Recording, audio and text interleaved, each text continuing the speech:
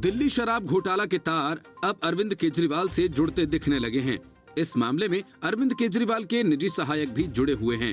जाहिर है कि निजी सहायक के जरिए अरविंद केजरीवाल मामले की पूरी रिपोर्ट रखते थे। ईडी का कहना है कि मनीष सिसोदिया भी अन्य आरोपियों के साथ कथित तौर पर सबूत मिटाने वालों में शामिल हैं। एजेंसी ईडी का यह दावा है कि सिसोदिया और मुख्यमंत्री अरविंद केजरीवाल के निजी सहायक सहित कम से कम 36 आरोपियों ने कथित घोटाले में करोड़ों रुपए की रिश्वत के सबूत छिपाने के 170 फोन इसके लिए इस्तेमाल किए अथवा उन्हें नष्ट कर दिया। आरोपियों ने कई बार फोन बदले और पॉलिसी स्कैम से संबंधित डिजिटल डेटा डिलीट कर दिया। ईडी ने अदालत से कहा कि दिल्ली सरकार में शामिल कुछ मंत्रियों समेत आम आदमी पार्टी के नेता आबकारी नीति को सरकारी कोष की कीमत पर अवैध धन जुटाने का जरिया मानकर चल रहे थे। सबूतों को नष्ट करने का काम इस स्तर तक था कि ज्यादातर संदिग्ध शराब कारोबारी वरिष्ठ सरकारी अधिकारियों दिल्ली के आबकारी मंत्री ने धड़ाधड़ औसत मूल्य वाले फोन बदले। IMEI एनालिसिस से पता चला कि 170 फोन को इस्तेमाल या नष्ट किया गया।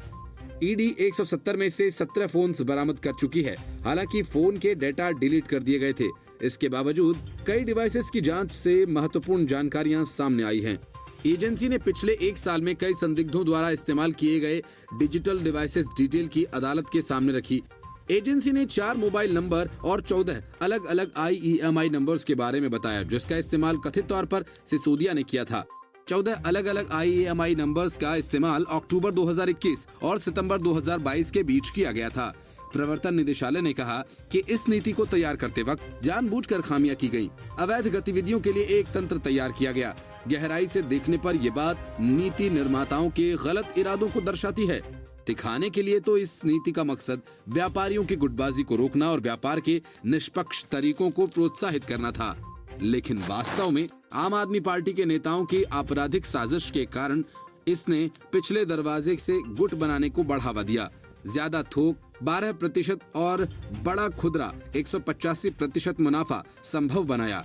जांच एजेंसी ने यह भी दावा किया कि दिल्ली सरकार को केवल आम आदमी पार्टी के नेताओं के व्यक्तिगत खजाना भरने के कारण 581 करोड़ रुपए के राजस्व का नुकसान हुआ और नीति में कथित अनियमितताओं के कारण कुल मिलाकर 2873 करोड़ रुपए लाइसेंस शुल्क के नुकसान सहित राजस्व का नुकसान हुआ।